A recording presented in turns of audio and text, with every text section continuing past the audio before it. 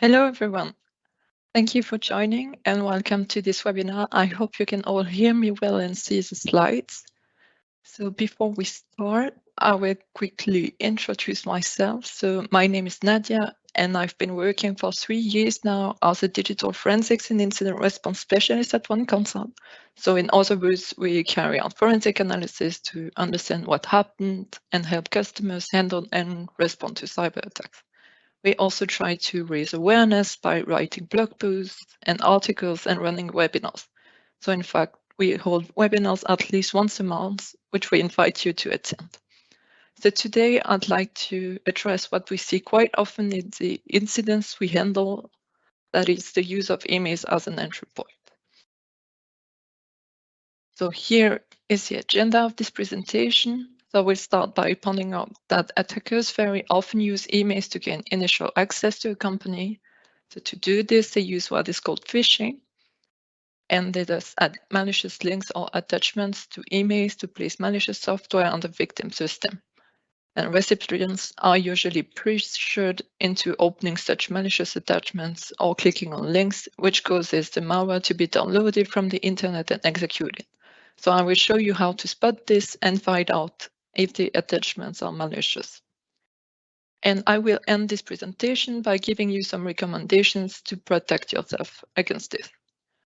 And if you have any questions, please drop them in the Q&A tab and I will answer them at the end of the webinar. Okay, so let's dive right in. So here you can see some article entries. For example, MOZ launches email campaign, Qbot malicious spam campaign, email campaign to spread ransomware, etc. So the attackers often use spam campaigns in the form of invoices, payments, invitations, etc. And these are usually sent with Microsoft Office documents with macros or PDF files attached or links, which are then used to install malware on the recipient's computer. So why are emails a popular entry point for cyber attacks? First, they are commonly used as a main means of communication, daily business, and for personal use as well. They are thus very interesting for attackers, especially as phishing is based on exploiting human weaknesses, and unfortunately, we are not foolproof, so there's a great chance of success for these attacks. So now we've seen that phishing is an issue, but what exactly is phishing?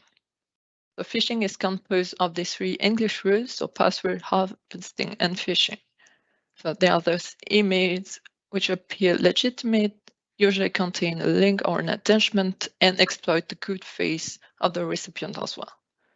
So the goals are to obtain credentials using fake login or compromised web pages, so to compromise user accounts. They can also exploit browsers using web pages that redirect to exploit kits or deliver payloads that, when executed, will infect the system. That is called malware spam, and they will thus compromise the system. So some dangers are then that fraudsters can gain full access to the email account with fraudulent email access data, or data can be read out. They can also send fraudulent emails to the victim's contacts in the victim's name. They can also make bank transfers in the name of the victim, misuse the credit card, etc. The typical email attachments, they include PDF files, Office files like Word or Excel, and archive files like zip files. For PDF files, they can contain links or embed other files, and Office files can be used to execute macros and thus malicious code to install and execute malware. And both Office and PDF require consent to get executed, and moreover, macros are now blocked by default by Microsoft. So attackers just try to find a way around this and are actively using OneNote as it can be automatically opened in the Office program after a double click. And OneNote doesn't support macros, so attackers only need to include buttons in send notebooks and entice people to click on them. So this will start a script to download and install malware. The zip files are also widely used as they can contain malicious executable files or scripts that would otherwise be easily detected and blocked by the security measures at the email gateway. So as long as these files are not extracted and executed, the attack will fail as well. So I will now give you a few tips to spot phishing before moving on to a few examples. So here are a few typical phishing email anomalies. So either the sender is not known or is known, but his behavior is not normal. For example, your boss is contacting you by email when he usually contacts you on Microsoft Teams or calls you directly. They often contain numerous spelling and grammatical errors.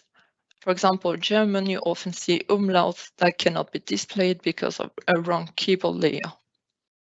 Sometimes even the wrong language is used. So for example, you only communicate in German in your company and you receive an email in French or in Spanish. And another common feature is that the email is not personalized. So the greetings are quite generic, like dear customer or dear provider. Another strong indicator of phishing is a call for action. It could be entering data like credentials or credit card information, opening an attachment, clicking on a link, etc. And in general, these emails are also very urgent or try to scare you by threatening consequences. They are also relying on curiosity, such as click on the link to open a discount, things like that. And another aspect, a little more technical, is that there are certain headers in the email that may be suspicious, such as an IP address or a certain verification of the sender that may have failed, but the email was still delivered. So a header is a field that contains important information, such as details about the sender, about the recipient, the subject, the date, etc. And the body, on the other hand, contains the actual text content. And also, the email addresses in the various headers may not match. And they may also not match between the sending email address and the address in the signature. So we now look at a few examples to illustrate this. So here we have an important notice that the password will expire soon. So first we have a suspicious domain in the email address, and it does not match Office 365. And the link also requires to enter your password, and it also makes pressure with your password becomes invalid today, and it's an important notice, right? And what's more, the logo used is not that of Office 365. So here we can be quite confident that it is a phishing mail. In this second example, here it is indicated that our ID has been deactivated. So here again, the email address already does not match Apple. And they also put a bit of pressure to click on the link to restore the account. And the link is also very suspicious and does not match Apple at all. And what's more, there are no greetings. So if you click on the link, you will end up on the phishing page to obtain your Apple access data. And the domain in the URL also clearly shows that this is not the legitimate Apple website. So this third example, it concerns a delivery problem. So this is a very typical phishing email subject. And the problem here is that the customs duty has not been paid. So first of all, here it's written in the wrong language since the email is in French. And here we would have expected German or English instead. And the email address again is quite weird, does not match bpost, and the link also looks quite suspicious. So here again, we can be pretty sure that this is a phishing email. And here in this fourth example, again, the subject of the email is a delivery problem. So the email address does not match the Swiss post. There are also no personal greetings. It's the dear customer, and pressure is also made to click on the link. And now if we have a look at the link itself, it's quite a suspicious domain, does not look that the one of the Swiss post. And if we have a look at the email headers, so at the most relevant ones, so these headers, they can be easily seen, for example, in Outlook or file properties. And here you can see from which server the email came from. So this is a received field. So you can see the email travel path. So here the domain is relevant and it stands stratoserver.net and not post, for example. And what's interesting as well is in the page notes, so the SPF and DMARC checks failed. And this is especially interesting because it indicates that the sender can't be trusted. And usually phishing mails have SPF soft fail or fail entries. SPF, this is the sender policy framework. So this is an email security protocol that's used to verify the sender, and the system will forward the message only after the sender's identity is authenticated. So the technique uses the domain address for authentication and adds the check status in the header field. The following codes are passed if the email source is valid, soft fail if it's the fake source possible, and fail if the source is invalid. And you can also see the DMARC check as fail. It stands for domain-based message authentication reporting and conformance. So it indicates what a receiver do when SPF and the KIM fail. So if it will quarantine, reject, or do nothing with the email. So this relies actually on cryptographic authentication to ensure a message was not spoofed or tampered with in transit. And here as well, the possible values are pass, fail, and it indicates if the message will pass or if the message will fail. So here we have some threat intelligence platforms that you can use to check URLs, domains, IP addresses, hashes, or other indicators of compromise. And this will help us answer some questions like, is it related to malicious activity like phishing, or is it malware? Is it related to a command and control server? To which attack step is it related? Is it for post scanning, for vulnerability scanning, for exploitation, etc.? And it can also tell us if it has already been seen by others and how it was assessed. So here we get an initial assessment and additional clues on what to look further. So in this first example, if we now check the domain that we just saw in VirusTotal, so this is an online service where you can check domains, IPs, files, and file hashes. And you can see that the domain was detected by 9 security vendors as phishing. And we can also check the IP address on Abuse IPDB.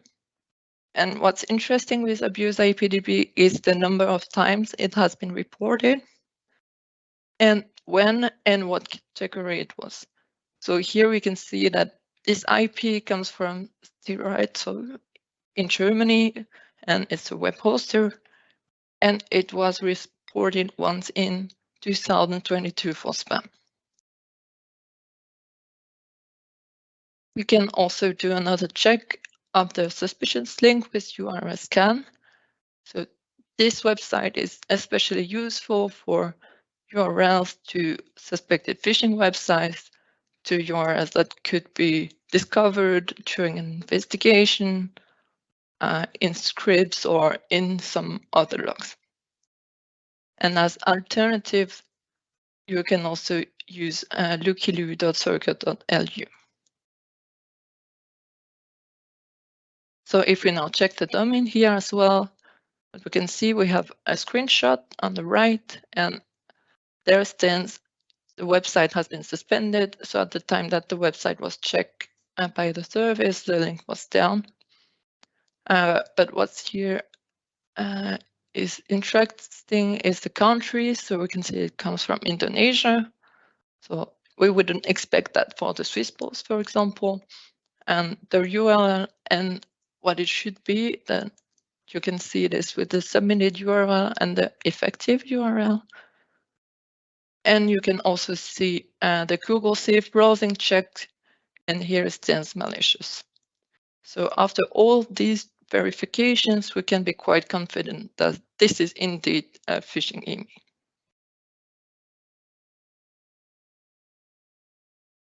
So we will now move on to an example of an email with an attachment and find out if it's malicious or not. So here the subject is an invoice, which is also quite typical for phishing emails. So some anomalies here are it's a wrong language, first of all, so it's written in Spanish instead of German or English. There are no personal greetings. It stands dear supplier. And there are also mismatching email addresses. So the sender address is different from the one in the signature. So we have Crane at Kinesis Industry PLC.us and ecdlu at letco.com.mx. We also have a call for action in the email, and pressure is also made with the color red and capital letters with please provide a proposal based on the technical specifications attached and check costs. We also here have an attachment. So this attachment is a .daa file. So this is the extension of a container file like zip, and DAA stands for Direct Access Archive. And files with this extension contain CD or DVD image files. And what's more here, the physical address, it does not exist. So we already have strong indicators that the email is quite suspicious, thus the attachment may not be harmless. So if we have a look at the headers, again, we can see that the email addresses don't match between the from, the reply to, and the return path field. So again, we have this Lenko at fspgroup.lc.us and this Crane at Kinesis Industry PLC.us. The received SPF check was neutral.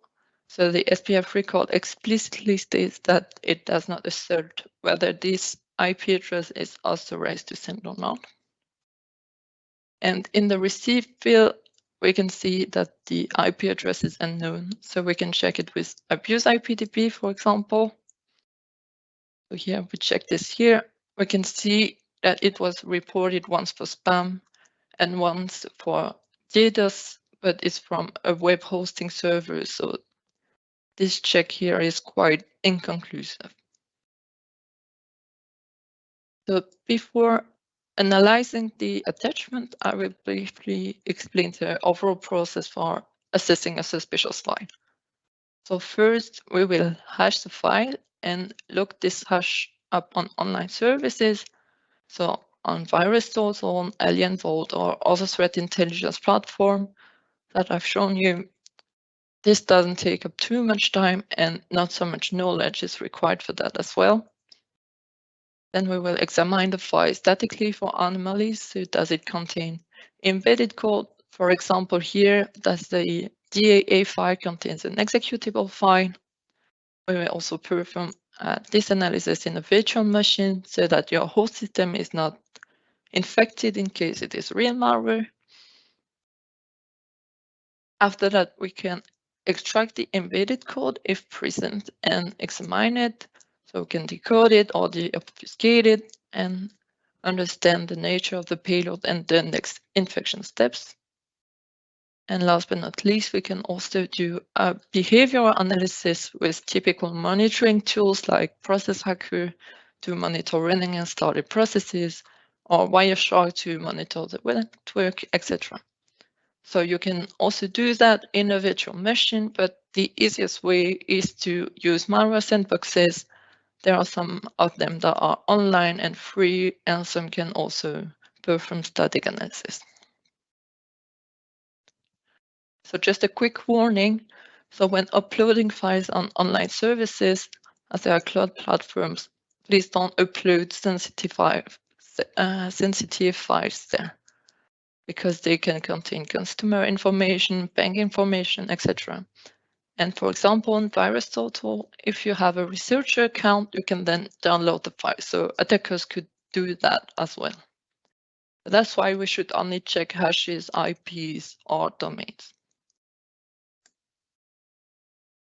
So here, if we perform the check of the hash of this file, so of the DAE file on VirusTotal, we can see that is known as Trojan or malware from 23 security vendors.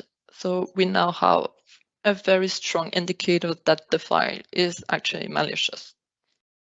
And as we know that DAE is a container file, we can try to extract it into a virtual machine to view its contents.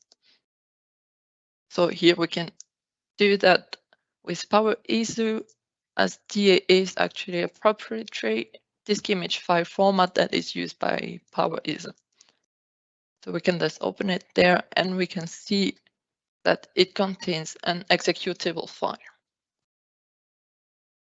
So again, we can hash this executable file and check it on a service like VirusTotal.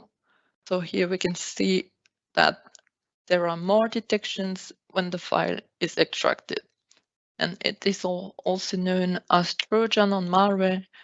And the name here of the file is not cotization.exe, but value.tu.exe. So we can see here that hacking executables in container files is quite effective, as the detection rate is much lower. So we have here 49 out of 69, and before we had 23 out of 61 detections. So we can now use a standard tool for static analysis of executable files. For example, Winnetos PE Studio.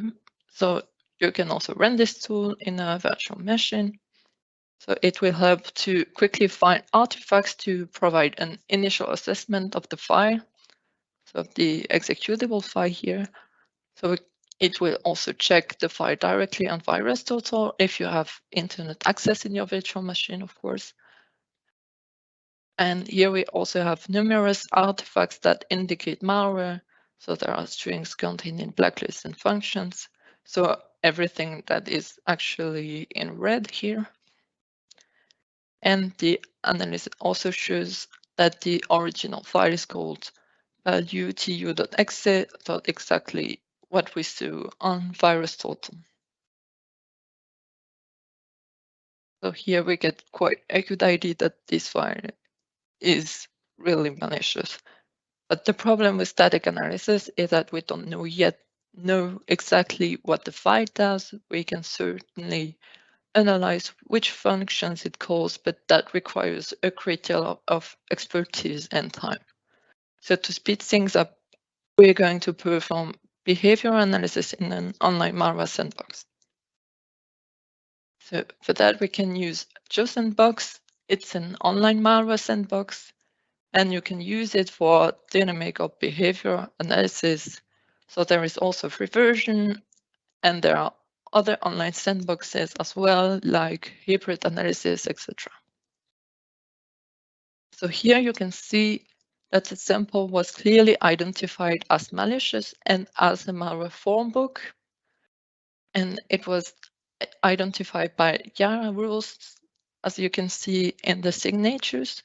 So Yara rules are malware detection patterns, descriptions of malware families based on textual binary patterns used to classify and identify malware samples. And the graphic on the right under classification, it shows that the sample mainly has the features of a Trojan bot and evader. So as a Trojan, it can thus take control of the affected system to use the data like access data. It can log keystrokes, it can take screenshots, etc. And as an evader, it can use techniques to avoid detection, such as process injection. So I'm not going to get into any further technical details for this example, but to conclude here, this phishing email is clearly being used to spread malware, and that's the phonebook malware. So in this case, it would be best not to open the attachment. All right, so now that we've seen what phishing looks like and what can happen, I will give you a few tips on how to protect against that. So the most effective thing is to raise awareness. So always be wary of unsolicited or unexpected emails. Do not reply to unknown senders. Do not open attachments from suspicious emails, and do not click on links as well. And for links, you can type them in manually directly, for example, for e-banking, or you can also check them on the online services mentioned in this webinar. And please, for invoices or money transfer, please use the 4 Eyes principle. And if in doubt, check by an alternative means. For example, do a quick phone call to check the accuracy of an order or of an invoice, and no one will blame you for being careful. You can also ask your IT or your CSIRT for help. And if you fall for phishing and click on a link or open document, it can happen. But please immediately inform your IT or security team so that they can react and take the appropriate measures. And above all, don't be ashamed. It can happen to anyone. And the most important thing is to just get the word out to avoid the worst. So if we now move on to some more technical measures, one that is quite easy to do is to tag external emails as such. So you can, for example, add extern to the subject line. You can also make sure that emails are analyzed by an antivirus engine or a sandbox to avoid malicious attachment reaching your users. You can also not accept executable objects like scripts or binaries, as well as other file extensions, so you can just block them. The CoffCert also provides a block list of file types, so you can use that. You can also ensure that all systems and software, including browsers and plugins, are hardened and up to date. So for example, you can use device guard for Edge as of Windows 10. And of course, disable macros. This is now default by Microsoft. And otherwise, user awareness and multi-factor authentication or two-factor authentication, they are very important because no technical controls can prevent all attacks. So MFA will prevent the attacker from successfully gaining access to the mailbox itself, although the password may be compromised, but the account itself may not be compromised. And there are, of course, ways to bypass MFA, but still, it's worth activating it. And on Azure AD, for example, you can also use conditional access to configure policies that require MFA for admins, etc. And for SPF, DKIM, and DMARC, so you can configure them correctly. They are just TNS text records, so use them to prevent source email address spoofing. All right.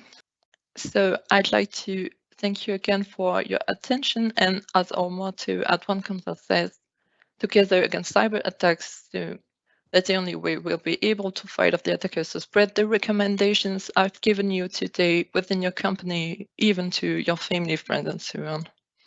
And if you need any further information, please don't hesitate to contact us. We really look forward also to seeing you at the upcoming webinars. So thanks again and Have a nice rest of your day.